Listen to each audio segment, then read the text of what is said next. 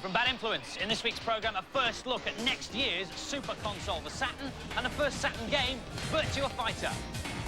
We'll be reviewing one of the first games for this year's add-on for the Mega Drive, the 32X, Star Wars Arcade.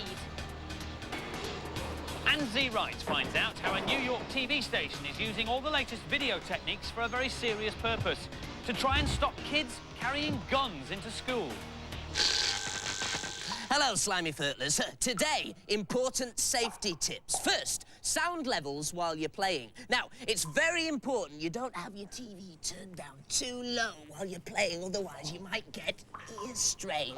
I can demonstrate this most clearly with my first cheat, which is a level skip for Crew Ball on the Mega Drive. Go to the sound test screen and listen to volume level 6. And then press A, C, A, B and start. Then you can skip levels by pressing up and B. Here we go. Level 2, 3, 4.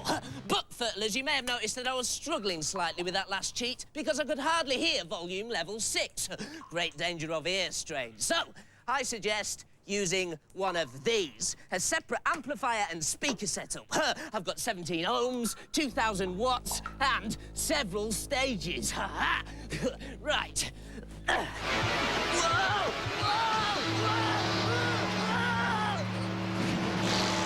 OK, well, let my little poisson hold perfectly still and I will create. Here we go. Hello, Violet. Now, unlike my old-fashioned friend here, I've moved on to a more modern way of painting. So, if you fancy making your own Christmas cards this year, have a look at this. It's called the Artpad. You plug it into your PC and use this pen to draw on it. It comes with a paint package called Dabbler. First of all, I always put my paper angled when I draw on it, and that's what I've done here, and I can actually do that on the screen as well.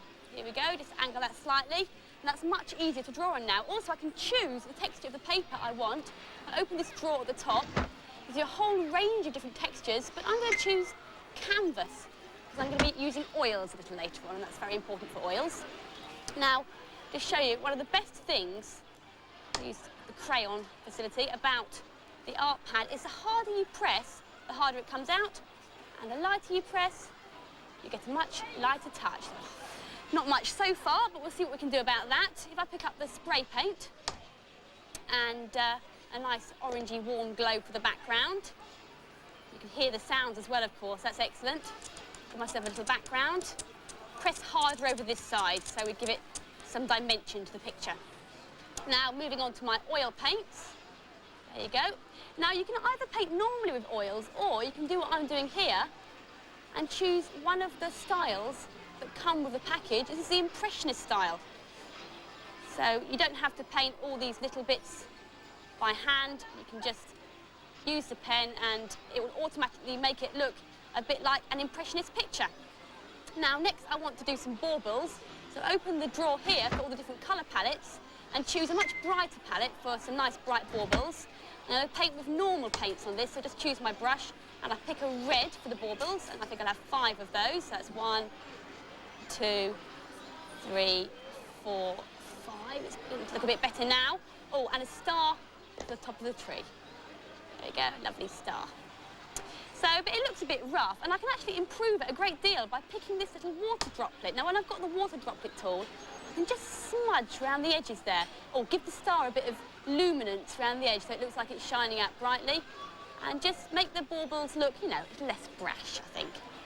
It's lacking a certain something, and what I think is lacking is tinsel. So if I go back to the oil paints and open my drawer here, I can choose a pointillist style. Now, the pointillism was something that was very popular in the 19th century. Basically, to you and me, it's just like a load of painting with a load of little dots.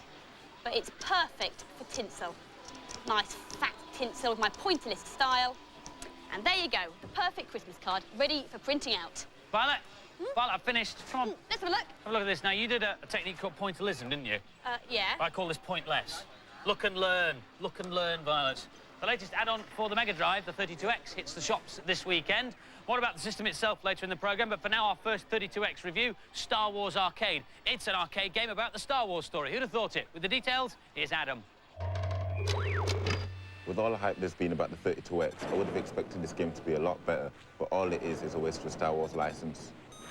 This differs from the other Star Wars console games, which are platform-based, by using first-person perspective. But what really destroys this game is the lack of control of the X-Wing. It's far too sluggish, and you might as well be flying it underwater. And on top of that, there's no pause. All the start button does is change your viewpoint. There's also a two-player mode where one person plays a pilot and the other plays a gunner who uses a smaller gun sight on screen. It's quite fun, but it's not a major selling point of the game. By no stretch of imagination is it worth £60 and £170 to get the system as well. Let's hope the next games that come out are better than this. It's not a bad game, but it's not a great one either. There's nothing really special about it. The gameplay's limited, and the levels are not varied enough. I'm sure it doesn't use the full capabilities of the new hardware. And the scores for Star Wars Arcade, a disappointing 3 out of 5 from the boys and the girls. Hi, and welcome to New York's Times Square. This city's one of the biggest in the world, but it's gotta be, as it's home to the Empire State Building, Madison Square Garden, and the world's second tallest building, the World Trade Center. New York is also home to the hippest, busiest music station in the world, MTV. Welcome. Our name is Maxine. With music videos and promos being shown 24 hours a day, MTV acts as a showcase for some of the hottest computer graphics around. And just a few blocks away, you'll find the offices of RGA, one of the world's biggest atom film agencies. RGA have worked on some of the biggest movies of all time. They were responsible for the special computer effects behind blockbusters like Demolition Man and this brand new movie called The Shadow. But now these two pioneering companies have joined forces to combat a problem that's plagued New York for years: guns. This is the Times Square body clock. 15 young people are shot and killed every day in America. MTV and RGA decided to produce this hard-hitting video together to warn kids about the dangers of getting involved with guns. In the movie, two street kids get into an argument that ends with devastating results. Computers were used to draw chalk line drawings around the characters as they go for their guns, emphasizing the point that as soon as you touch a weapon, you're as good as throwing your life away. RGA used a technique called motion capture to produce real-time computer animation. Stuntmen were connected up to this magnetic sensor rig and copied the movements of the actors in the film exactly to produce the computer chalk lines. A sensor was placed at all the vital points on their bodies and connected to a computer. Then the stuntman stood near this black box which radiates a magnetic field and acted out the actions as the computer records their movements. Okay, stand up. Move your left arm up and down. After the motion capture information is saved, it's brought into the computer edit suite to be tidied up. One of the problems we get with motion capture is instability in the motion. You see here in this scene that the leg at one point is jumping up just for 1 or 2 frames, and this is totally unnatural. This is due to the fact that we're using a magnetic field to capture this motion. The magnetic field is not very stable. For example, if you have some metal in the floor, that will create this kind of instability. So what I can do is just to move this point and to put it back where it should have been. So now that I did that, everything should look much better. Yeah, it's not jumping anymore. The final stage is to match the finished computer graphics with the film. In most cases, the motion capture was shot first and the actors directed afterwards.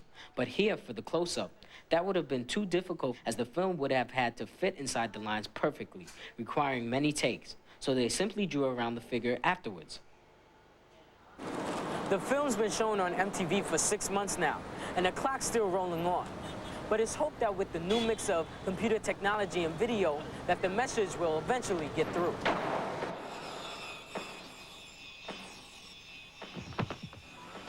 And in the continuing fight against weapons, shops in New York have even stopped stocking toy guns in a bid to combat the problem.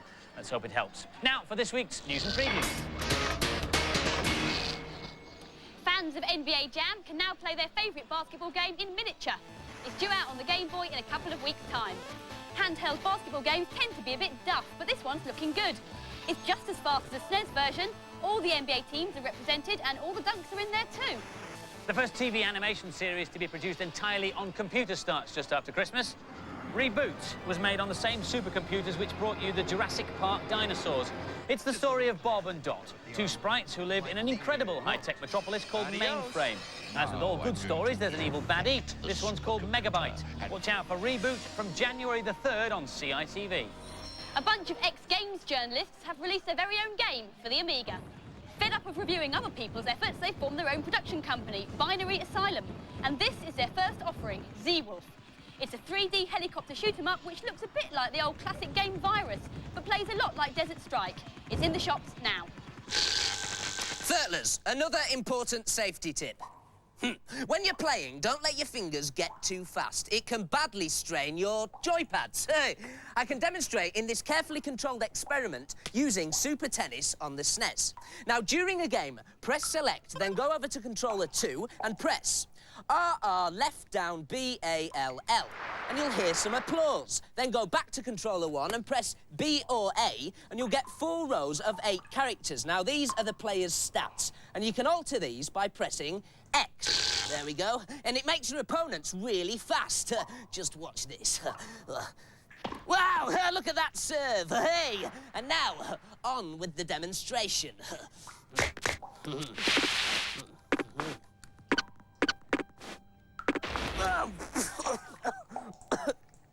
There you go, fellas. Proof positive that excessive speed can seriously damage your joypads. Oh, and please, I am a highly trained joypad operative. Do not try this at home. This is the machine everybody's been waiting for, Sega's new 32-bit console, the Saturn. Games come on carts and also on CD. And in Japan, it comes packaged with this one, Virtua Fighter. The 3D polygon graphics bring amazing realism to the fights, and a camera swoops around the fighters so you can watch the action from different angles. There'll be plenty of arcade releases too. The latest Virtua arcade game, a futuristic police shoot-'em-up called Virtua Cop, will make it onto the system, as will this one, Virtua Fighter 2. These amazing and exclusive first-look pictures are straight from the arcade headquarters in Japan. They're so new that the arcade machine hasn't even been released yet. The new version differs wildly from the first and features fully texture-matte 3D sprites and new characters. We'll be comparing the Saturn with the other new consoles, the Ultra 64 and the PlayStation, in a couple of weeks' time. To bridge the gap until the Saturn's official UK release next year, Sega are releasing this today. The 32X add-on for the Mega Drive. You simply plug the 32X into your Mega Drive, and then you connect the video output of the Mega Drive with the 32X, like so. Then you slot in the cart. It combines the graphics of the Mega Drive with the 32X, as well as Star Wars Arcade. Sega will be releasing 2 other games for it before Christmas. Doom is a conversion of the classic PC game, and this one, Virtua Racing Deluxe, features more tracks and 2 brand new cars. More Mega Drive news, except it's not a Mega Drive, it's a Scorpion. It's the first non-Sega Sonic-compatible console. Made by a British company, it comes complete with 2 of these 6-button turbo joypads. It looks like a Mega Drive and it plays like a Mega Drive, but it does have some extra features as well. I'll just switch it off and turn it over to show you. Now, on the back, there's a hidden panel, and the idea is when you buy a Scorpion, you'll get a free game built in. What will happen is the shop owner will remove this panel, as we've done already, break open a normal Mega Drive cartridge, and that's what the inside of a Mega Drive cartridge looks like, and then just plug it into your Scorpion like that. And then when you switch the machine on, you'll get the free game. If you want to play another game, though, you plug it in the top as normal, and it'll bypass the free game. Clever. There's also a built-in games converter. It's on the side here, underneath this panel. There's a couple of switches, and you put them in different positions to make the Scorpion compatible with virtually any Mega Drive game from anywhere in the world. Now, to test it, we're going to use this, which is our pre-production copy of Earthworm Jim. This is designed for use on the American system only. If you plug it into a UK Mega Drive, you get this on the screen. Developed for use only with the NTSC Genesis systems. NTSC is the American TV system. Ours is called PAL, and Genesis is what they call a Mega Drive in America. So, if this works, when I plug it into the Scorpion, it should work. And hey presto, it does. We decided to give the Scorpion the ultimate compatibility test. So, we plugged 32X into the Scorpion, like so. Oh, and then we came across, well, quite a major problem, because as you can see, the video connector clearly won't fit. So we had a special lead made up and it still didn't work. So whatever else is good about the Scorpion, it won't be compatible with the 32X. The Scorpion will cost you about £70, but you might have trouble getting hold of it because shops that normally sell Mega Drives perhaps won't stock it. You might find one in Beatties, but beware, it's an unlicensed product. That means if anything goes wrong, you might have problems putting it right. And now for some more games reviews. Club Drive for the Jaguar has 4 race areas, all set on the west coast of America. There's no course to follow, you can go anywhere you fancy, but the aim of the game is to collect as many coloured balls as possible. Here's Chris.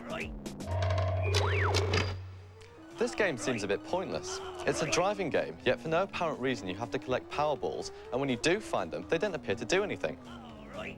You can also play it as a straight racing game, and these are the streets of San Francisco. It's nice that you've got the freedom to move around, but because there are no other cars on the streets, there's no real objective to the game, and it can become very frustrating. The car is very difficult to control as well. It takes a lot of practice, and even when you're used to the steering, you still crash into walls you thought you'd avoided due to the bad collision detection. In fact, the only other vehicle on the streets is this tram, which I've just driven straight through. This is a 2-player option called Tag. I'm player 2, and I have to hit player 1 to make him it. And it's quite good fun, for about 2 minutes. Any new console needs some really good games to make it a success. Unfortunately for the Jaguar, Club Drive is not going to do the trick. It's an original idea for a game, but it doesn't work because the graphics are so poor. This is a waste of plastic. The gameplay is pathetic and it looks terrible. Nothing turbocharged about the scores. Club Drive gets the lowest possible 1 from the boys and the girls. Boogerman is described as a pick-and-flick adventure. He flicks balls of snot at his enemies, and he also seems to have rather a lot of flatulence. How terribly unpleasant. Here's Emily. This is a little boy's dream come true. You can do all the things your mum would never let you do in polite company. The best power-ups are the chili peppers, which give you a turbocharged dose of wind so that you can fly. The whole game is disgusting. The toilet humour is carried on throughout the game, and after a while it will begin to get on your nerves. Once the novelty value has worn off, which it will do pretty quickly, all you're left with is a bog-standard platform game. 25 levels of toilet humour, no thanks. This one's for silly schoolboys who giggle at naughty words. It's just stupid. Scores then. Boogerman gets a smelly, snotty old 3 from the boys and the girls. Furtlers, my last important safety tip. Don't stare at your TV screens too long. This TV was looked at too long, and look what's happened to it. The middle bit, where people look the most, has completely worn out. Now, my TV is looked at by millions of people every week, and as you can see, it's been completely overlooked. It's beginning to fade. I better do today's last cheat before the picture disappears completely. Now, this is a hard one for Mortal Kombat 2 on the SNES, but it lets you play against a new secret character. On the character select screen, just press left, up, down, down, right, and select. Here we go, right, and select, and you'll be whisked into battle with a brand new character, Noob the Ninja. Now, Furtlers, if your TV starts to go grey in the middle, you must immediately take these 3 important precautions. 1, watch round the edges rather than in the middle. 2, never allow more than 2 people at once to watch. And 3, watch by peeking through your fingers rather than giving it a hard stare. Last week's competition prize was one of these nifty little projectors, and the question was, which city has the only IMAX cinema in Britain? The answer is Bradford. In fact, it's at the National Museum of Film, Television and Photography, and if you're ever in Bradford, it's well worth a visit. Almost 19,000 names were written on our Bad Influence lottery balls, but the name pulled out by our computerised Noel Edmonds was Francis McGugan of London. Well done, Francis. 10 runners-up get Bad Influence Better Than Sleep T-shirts. This week's competition prize is a Mega Drive, a 32X and a game for it. And the question is, what is the correct name for the style in which this picture is painted, made up of lots of dots? Phone in your answers on 0891 555 999. Calls will cost no more than 25p and lines close at midnight on Monday. But make sure you get permission from whoever pays the phone bill. Well, that's it for now, but don't forget to watch next week when we'll be getting ready for Christmas with some great present ideas. Don't you just love being in control? Hope you enjoyed the programme. We'll leave you with another Mega exclusive look at Virtua Fighter 2. Oh, be quiet, Violet. Ready, go!